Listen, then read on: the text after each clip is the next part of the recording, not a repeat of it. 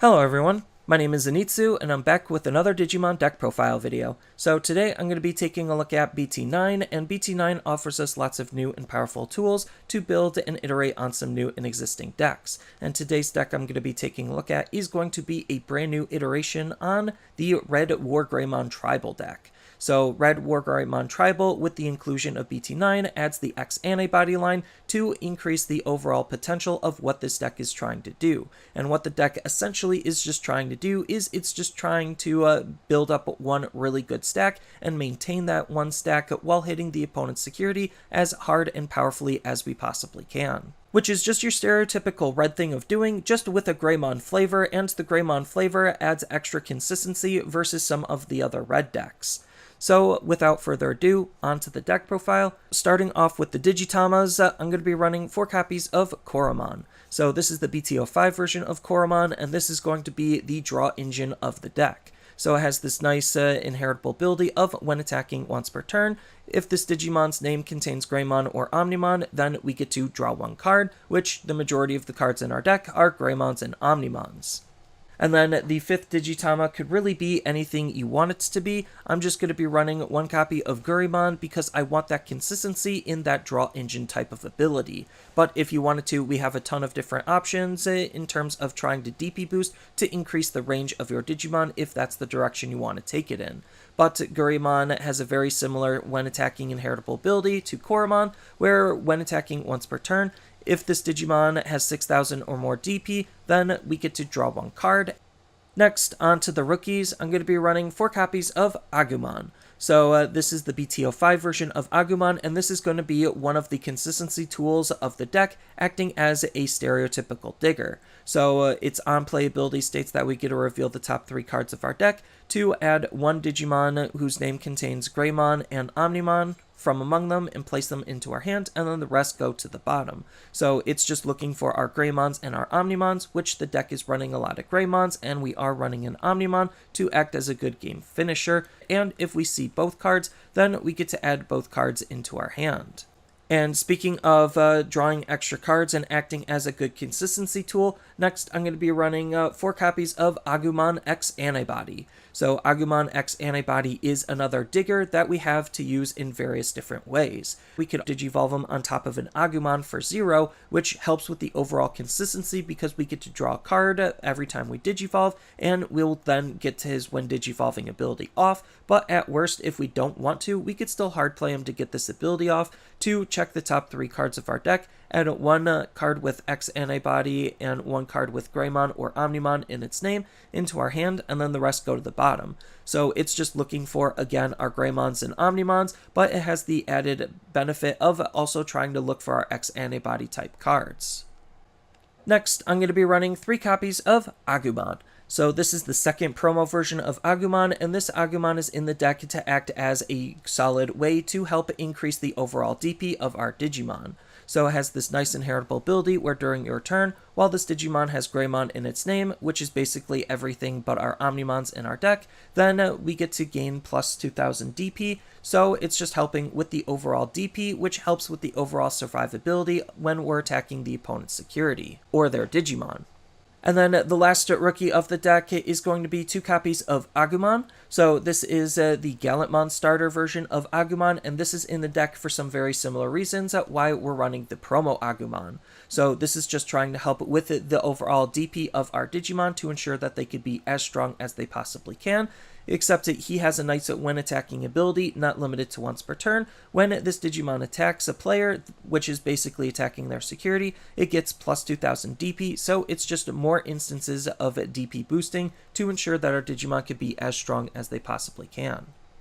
Next, on to the champions, I'm going to be running 2 copies of Greymon. So this is the BT05 version of Greymon, and this Greymon is pretty good with the overall tempo and efficiency of what the deck is trying to do when you're evolving up your chain. So it has a nice when digivolving ability where if this Digimon has Agumon in its Digivolution source, then you get to gain 1 memory. So the cool thing is you could raise out an Agumon, Digivolve into Agumon X Antibody, and then Digivolve it into a Greymon and still be able to get that 1 memory to make him effectively cost 1 to Evo. Then on top of that, he has a nice inheritable ability for our higher levels to take advantage of, where during your turn, while this Digimon has Omnimon or Greymon in its name, then it gets plus 2000 DP, adding even more DP to what our Digimon can do to make them even stronger. Next, I'm going to be running 4 copies of Greymon X Antibody. So Greymon X Antibody, like Agumon X Antibody, is a pretty good card where we have the alternative evolution condition, where we could Digivolve it for 0, basically on top of its not X Antibody form. So Digivolving it on top of a Greymon for 0 is really good because we could cycle our deck that way to try to find more of our parts and pieces without really losing or using any tempo. Then on top of that, he has a nice Alterns ability, which is what we're trying to gain out of the card, acting as some solid protection. So during all turns, if this Digimon would be deleted, returned to the hand or bottom of the owner's deck that's name contains Greymon or Omnimon, then we could prevent it from leaving play by discarding 2 cards with the same level from this Digimon's inheritable sources. So it's just trying to reward us for Digivolving on top of itself by allowing us to actually be able to protect our Digimon from various removal type of abilities, which having some protection is better than having no protection. And then the last champion of the deck is going to be 4 copies of Greymon. So this is the first starter deck version of Greymon, and this card is in the deck just because he's adding to the overall damage output of what our higher level Digimon can be, with his inheritable ability of adding security attack +1, just still being one of the best generic level 4 Digimon that we have in the game, that just so happens to be a Greymon. Next, on to the ultimates, I'm going to be running 3 copies of MetalGreymon X Antibody. So MetalGreymon X Antibody, like the other X Antibodies, has the alternative Digivolution condition, where it could Digivolve for 0 on top of a MetalGreymon, which is pretty good, so that way we could try to stack some really solid abilities and be able to use this card as a pseudo level 6, just because his when Digivolving ability himself is he gains security attack +1 until the end of the opponent's next turn. Then if MetalGreymon or X Antibody is in this Digimon's Digivolution source, then it gains plus 3000 DP until the end of the opponent's next turn. So that means just at base, if we Digivolve this all the way up on top of a MetalGreymon, then we could have this card swing for 2, potentially 3 checks at 11, potentially 13k, which is really strong for a level 5 body to be playing around with, on top of any other inheritable abilities that our level 5s could be giving him. And the crazier thing is that this ability does pass on if we Digivolve again, so we could raise out a MetalGreymon, Digivolve into MetalGreymon X Antibody for 0, gain all of those benefits, and then pass that along to Digivolve into our level 6, and have our level 6 be even stronger than it normally is as well.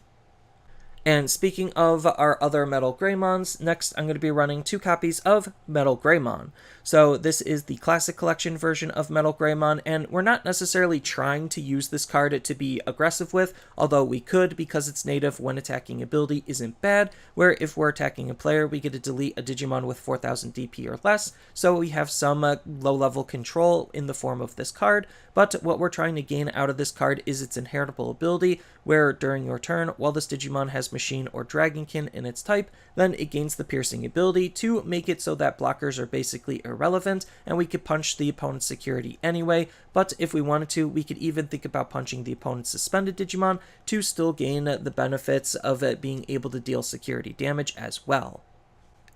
And then the last ultimate of the deck is going to be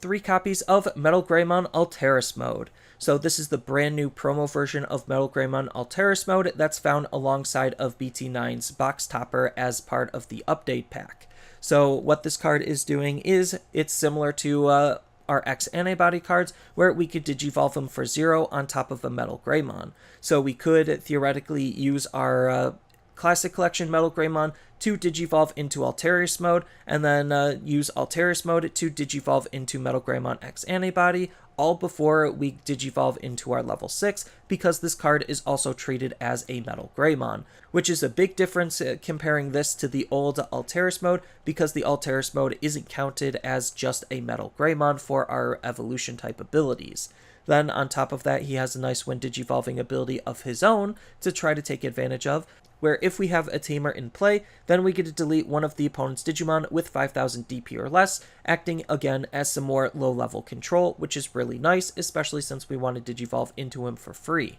Even if we don't Digivolve into him for free, he's still just a good card to use. On top of that, he has a very similar all turns inheritable ability to our Greymon X Antibody to add some extra protection, where if this Digimon would be deleted, returned to the hand or bottom of the deck, that's name contains Greymon or Omnimon, then we get to prevent it from leaving play by discarding 2 cards of the same level from this Digimon's Digivolution source. So it's just more protection on top of more removal, on top of more cycling, because he Digivolves for 0 on top of other MetalGreymons, making him a really synergistic card with how the deck wants to play. Next, on to the level 6s, I'm going to be running 3 copies of Wargreymon. So this is the BT01 version of Wargreymon, and this card is still that good just because he's one of the better Wargreymons. So what's making him so good are both of his abilities. His When Digivolving ability allows this Digimon to gain Security Attack Plus. Then he also has this nice other ability that's making him extra valuable when we're actually punching the opponent's security, where during your turn, this Digimon doesn't activate the security skills of the options that are checked by this card. So that's just making him a super easy and desirable card to want to swing with, because not only is he boosting his own damage, he's making himself relatively safe, and we have some solid DP boosts to try to make him a little bit stronger.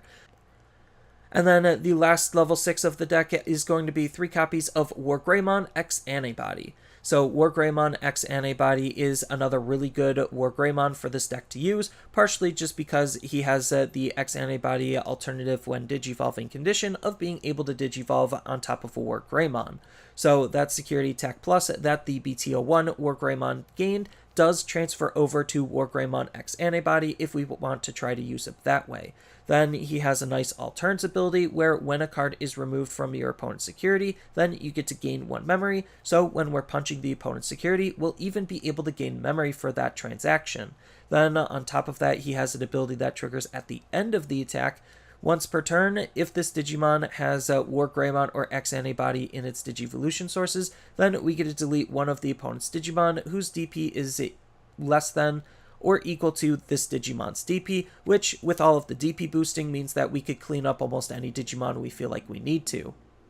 And then as far as the level 7s go, I'm only going to be running 2 copies of Omnimon. So this is the BT05 version of Omnimon, and this card is going to act as a solid win condition for the deck, just because he has 2 really good when Digivolving abilities that actually allow us to win the game. So what we're trying to do is line up a power play where we're going to punch all of the opponent's security away with our level 6s, and then be able to use Omnimon's when Digivolving ability to unsuspend himself, and his second when Digivolving ability of Blitz to be able to attack even if the memory goes over onto the opponent's side, hopefully attacking for game. But if we're unable to attack for game and we just want to use it to try to chip or finish off the opponent's security, that's still really good because he still does have some built-in protection, where during all turns, when this Digimon would be deleted or returned to the hand or deck by the opponent's card effects, then we get to trash 1 level 6 Digimon to prevent this Digimon from leaving play. So it's just a good card to even sit around, especially since we still do have lots of good synergies involving our Omnimon. Next, on to the options, I'm going to be running 2 copies of Red Memory Boost for a little bit of extra consistency and memory management. So it has the ability where we get to reveal the top 4 cards of our deck, add a red Digimon from among them into our hand, and then place the rest to the bottom of the deck in any order, and this card goes into the battle area for its delay ability of gaining 2 memory at a later turn. So this just helps us with trying to find the parts and pieces that we more specifically are looking for to be able to continue building our one big stack. Then on top of that, its security ability also places itself into the battle area, so at worst we'll be able to still be gaining that 2 memory at a later turn when we need it. And then the last option of the deck is going to be 3 copies of X Antibody. So X Antibody is a pretty interesting option for this deck to be playing around with just because of how this card wants to be used. So the first big thing to know is it doesn't have an actual cost, so it's just free to use, and we could use it in virtually any deck just because if you have a Digimon in play, then we could play this card ignoring its color requirements. But the ability that we're trying to gain out of this card is the fact that we get to use this to place to the bottom of one of our Digimon as long as it doesn't have an X Antibody in its Digivolution source. So it's just a good card to just shove underneath and add some extra inheritables to our Digimon, and it even has a nice security ability where it's kind of like half of a Hammer Spark to be a little bit disruptive, allowing us to gain 1 memory and add this card to our hand so we could actually use its main ability to put underneath our Digimon. Then the inheritable ability we're trying to gain out of this card is during all turns, X Antibody can't be trashed from the Digimon's Digivolution source by card effects, so it actually is trying to protect our stack a little bit, allowing us to actually keep inheritable sources, and if the opponent's card effects are picking off our inheritable sources from the bottom, then it's actually acting as complete protection from them, so it's just a really good card at just maintaining our inheritable abilities. Then on top of that, the ability we're actually trying to utilize this for outside of that extra protection is a when attacking ability where we could digivolve this Digimon into a Digimon from our hand with X Antibody in its traits by paying its Digivolution cost. So the most ideal situation that we're going to use with this card is utilize our Wargreymon to swing, then pay 1 to digivolve into Wargreymon X Antibody. Wargreymon X Antibody is going to hit the security, trigger its ability to gain us a memory, which basically makes that evolution free, and that's just an example on how we could utilize this card. So it's just a really good card at being able to utilize our cards in new and various different ways. And then lastly, onto the tamers, I'm going to be running 3 copies of Tai Kamiya. So Tai Kamiya from BT1 is still that good of a tamer for this type of a deck to use, just because, well, he's going to be acting as the stereotypical memory fixer, so if our memory is ever less than 3, he'll just hard it set to 3, so that way we can make our plays as efficient as we possibly can. Then on top of that, the reason why I'm utilizing Tai over the other tamers is because we want to actually hit the opponent's security as hard as we possibly can, because he adds security attack plus for us doing so by allowing our red Digimon that has 4 or more inheritable sources to be able to gain security attack plus, and with X Antibody acting as a card we could shove underneath our inheritable sources, it just allows us to easily get this ability more often than we used to in the past. And then the last card and last tamer of the deck is going to be